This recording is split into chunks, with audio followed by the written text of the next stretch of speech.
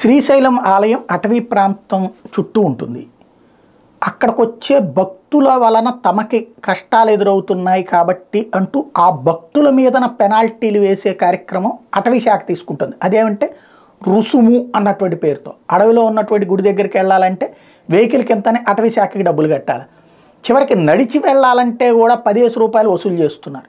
ఇదేమని అడిగితే ఏది వాళ్ళు వెళ్ళేటప్పుడు భక్తులు ప్లాస్టిక్ సామాన్లు అవన్నీ వేస్తున్నారు, అవన్నీ తీయడానికి మా దగ్గర స్టాఫ్ లేరు కాబట్టి మేము అవుట్సోర్సింగ్ వాళ్ళని పెట్టి అదంతా తీయించాల్సి వస్తుంది కాబట్టి దానికి డబ్బులు.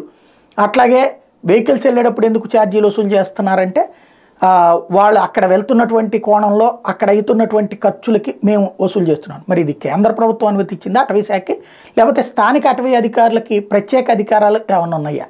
కేంద్రం అనుమతి ఇచ్చిందంటే భారతీయ జనతా పార్టీ వాళ్ళు సమాధానం చెప్పాలి. కేంద్రం ఇలాగ అడవిలో ఉన్నటువంటి ఆలయాల దగ్గర డబ్బులు వసూలు చేయమందా అన్నటువంటిది. లేదు వీళ్ళే చేస్తున్నారంటే కనుక అది ఖచ్చితంగా కేసు అవుతుంది, వసూలు చేయడం తప్పు అవుతుంది. అడవిలో డబ్బులు వసూలు చేసుకోవాలన్నటువంటి అధికారం ఎవరికి ఇవ్వలేదు, కేంద్ర ప్రభుత్వం ఇవ్వలేదు, రాష్ట్ర ప్రభుత్వం ఇవ్వలేదు, లేదా ఏది న్యాయ వ్యవస్థ ఇవ్వలేదు. మరి అది ఖచ్చితంగా నేరం అవుతుంది. రాష్ట్ర ప్రభుత్వం పట్టించుకోవట్లేదు, భక్తుల సంగతి మాకెందుకు అన్నట్టు కోణంలో ఉంది. కనీసం శ్రీశైలం అధికారులైనా వాళ్ళతో మాట్లాడాలి కదా, అటవీ శాఖ అధికారులతోనైనా ఏం మాట్లాడట్లేదు, దేవాదాయ శాఖ మాట్లాడట్లేదు.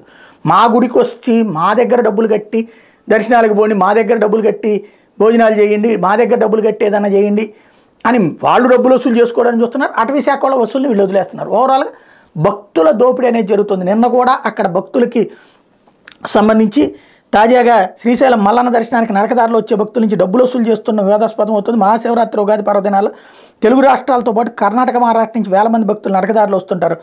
అటవీ మార్గంలో 40 కిలోమీటర్లు నడిచి శ్రీశైలం చేరుకుంటారు. ఎప్పుడు లేని ఈసారి పర్యావరణ నిర్వహణ ఖర్చుల పేరిట అటవీ అధికారులు భక్తుల దగ్గర నుంచి ఒక్కొక్కళ్ళ నుంచి 10 రూపాయలు చొప్పున వసూలు చేస్తున్నారు. కన్నడ భక్త బృందం శుక్రవారం కాలినడకన వెళ్తుండగా డబ్బు చెల్లించాలని సిబ్బంది చెప్పడంతో వాళ్ళు నిరసనకు దిగారు.